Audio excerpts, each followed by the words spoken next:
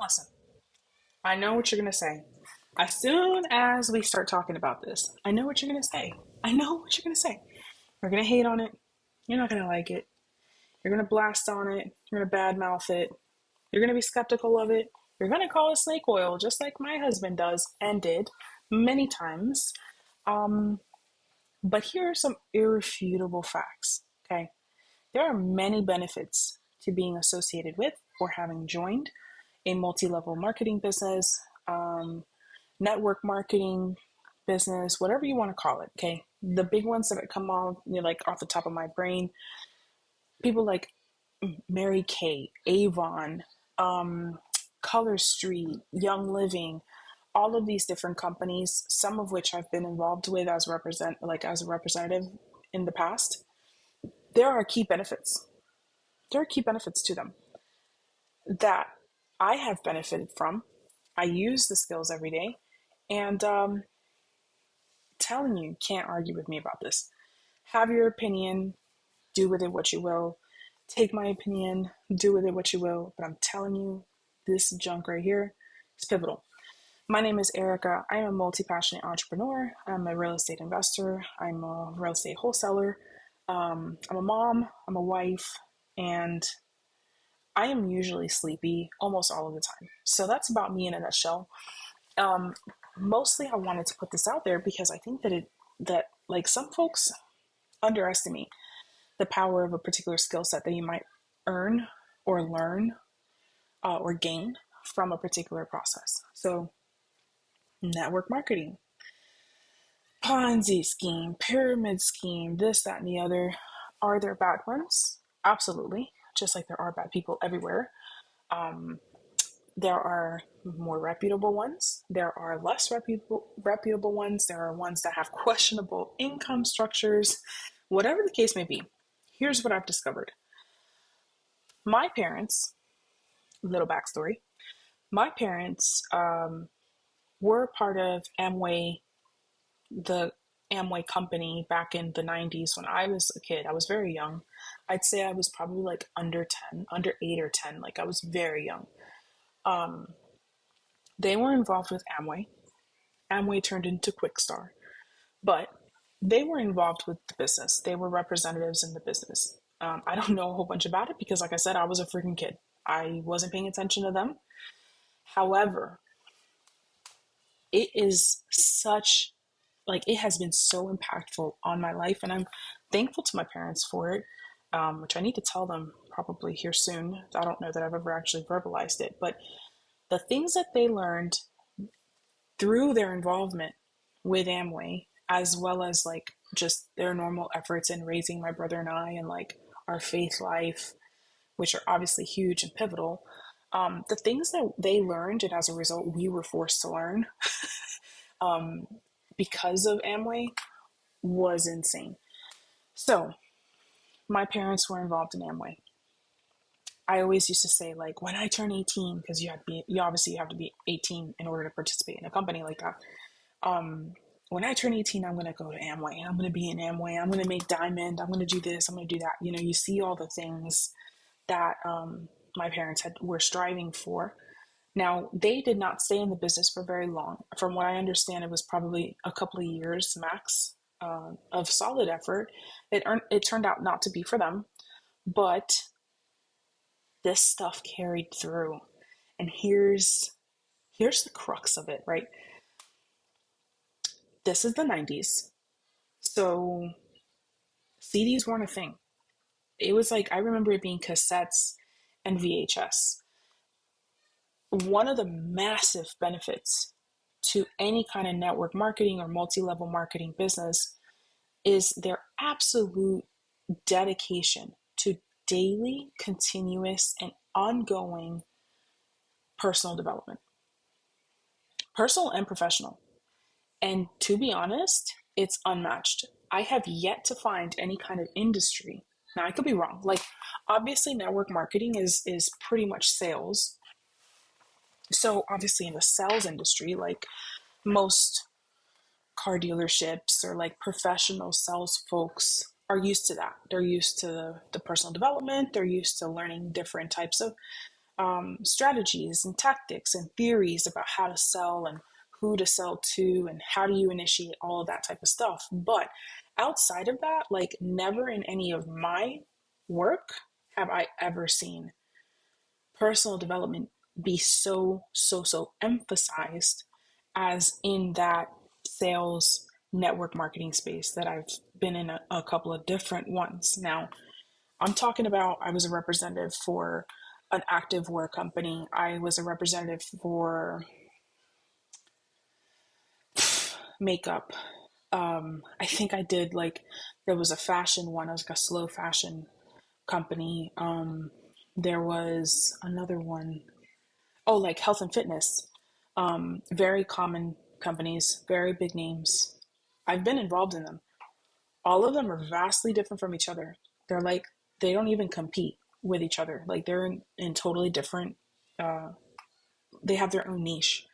They have their own little market that they cater to, and yet every single company had a huge emphasis on personal development for themselves and their representatives. Like all of the reps, you're in it. The benefits of the 90s that I need to remember and use now is that it had to be played on a radio, on a cassette player, out loud. When you were watching your VHS, it was on the big box TV. You had to punch it into the VCR player, and then like it's playing out loud for everyone in the house to hear. So us, my brother and I, we were homeschooled. We were home full time with my mom. So in the daytime, I literally remember so clearly she would pop these tapes in, um, like the cassettes. She would put them in, or my dad would do it in the afternoons when he was done with his work. Um, when he got home from work, he would put like a tape in or whatever in preparation for one of their meetings, or like on the weekend in preparation for a training, or to view like the replay of a recent conference, for example. Like they were put on the VHS tapes for people to watch the conference later. This stuff is playing out loud. It's playing in the background. I'm not paying attention to it. I didn't think I was paying attention to it. But guess what? I started soaking it in, I guess. I speak for myself. I'm sure my brother benefited from them. But I speak for myself when I was like, after listening to the same freaking cassette like many times because they would replay the same tapes, you start to like understand it even as a child. So I was like, man, and this is all in Spanish. We lived in Miami at the time. My parents were Spanish speaking bilingual representatives for Amway. Like the whole community was in Spanish. So I literally, I could sit here and if I think about it, I can sit here and pair it out to you. So many little phrases and like catchphrases that I still remember to this day at the age of 32.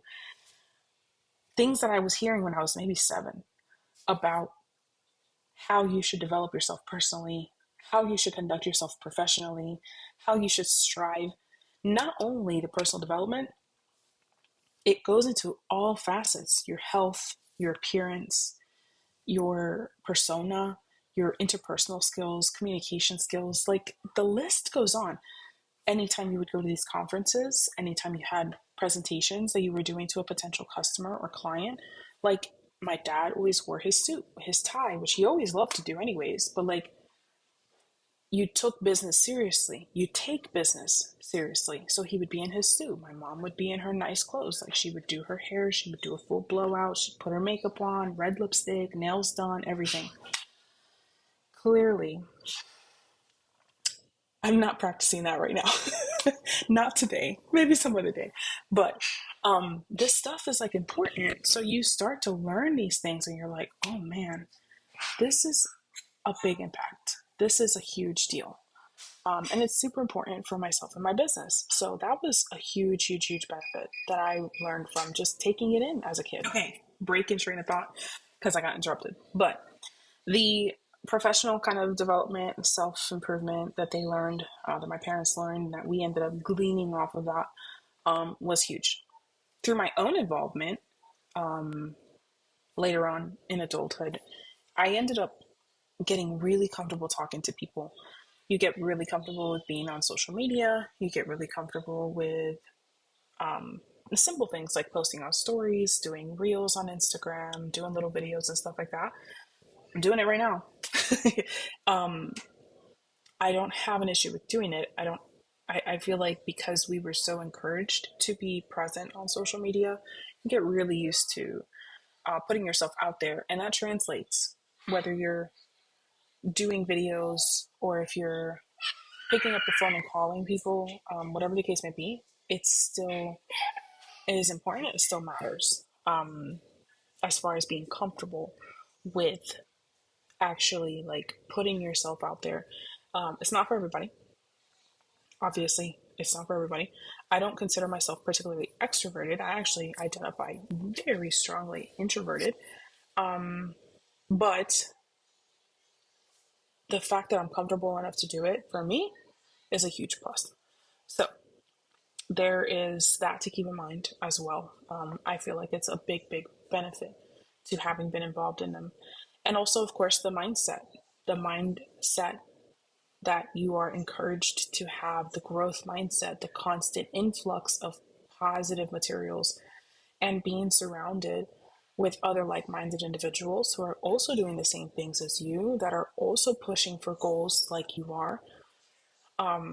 In my opinion, whether or not you hit the goals, like obviously that's important, but in my opinion, just the fact that you're in that space, in that surroundings, in that environment, and with those people, it's not very many places that you're going to find that. And you probably, especially, won't find it at your 9 to 5 W-2 job unless you're very blessed to have, the opportunity to work in a really amazing work environment. I didn't have that. Maybe you have that. I hope you do. But yeah, I didn't really have that. So having that kind of a structure or community outside of like a work job that you could still generate income from was insane. Not only that, but your mindset. Like when I got to be a little older and I started reading the books and I started like listening to the podcasts and whatever, it was speaking back to the things that my parents were listening to back in their day.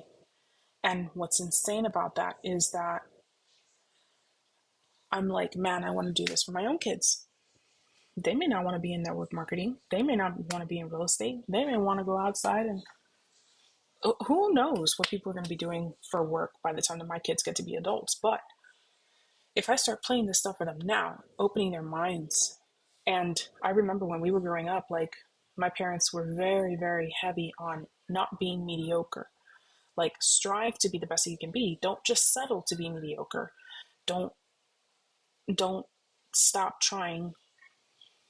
Don't make yourself think small. Don't make yourself be small. Like be more than you think that you can do. Grow into that. So I remember these little things that they would talk about, and it translates through, and like they're talking about it again, and the same materials come into play. The same books, Think and Grow Rich by Napoleon Hill, the books by Og Mandino, The Richest Man in Babylon, How to Make Friends and Influence People. Like these were the books that my parents, Rich Dad, Poor Dad, like these were the books that my parents were talking about back in the 90s, back when I was a kid. They're still relevant today. They're applicable today, and they're even more important today. Because I think that, my personal opinion, in the age of Amazon Prime and in the age of Google, we have more access to information than any society ever has, and yet we're doing less with it. We're just sitting at home, rotting our brains. But anyways, I'm not advocating for an MLM. I'm not saying you have to. I'm not saying you should. I'm not saying that. I'm not saying anything about it. But I am wanting to point out, like, there's definite things that you can benefit from. And what it really comes down to is you're going to benefit the most from whatever situation you're in if you take advantage of what it could provide for you. So it sounds dumb, but everybody wants to hate on people who work at McDonald's and Burger King. McDonald's and Burger King, like a lot of other restaurants, even if you're just working the back kitchen or whatever the case may be, you are a part of a franchise. It is a business that somebody purchased. They obtained that location. They maybe even built the building there. Um, and they plug themselves into a huge franchise corporation type structure that is quite literally invested in the franchisee's success. So when you open a McDonald's or a Burger King here at this local level, like, yes, there's somebody behind that who's probably a local, family or whatever, but they have the backing of a multi-million, if not more, dollar company whose whole mission is to make the small person who owns the franchise actually succeed. So why is it just about focusing on, oh, I don't want to flip burgers? Is there not sales training? Like, is there not nationwide reach? Is there not infinite possibility where you are to expand and to grow, even if it's not the thing that you want to do forever, even if it's not the thing you do for the next 10, 20, 25, 30 years until retirement?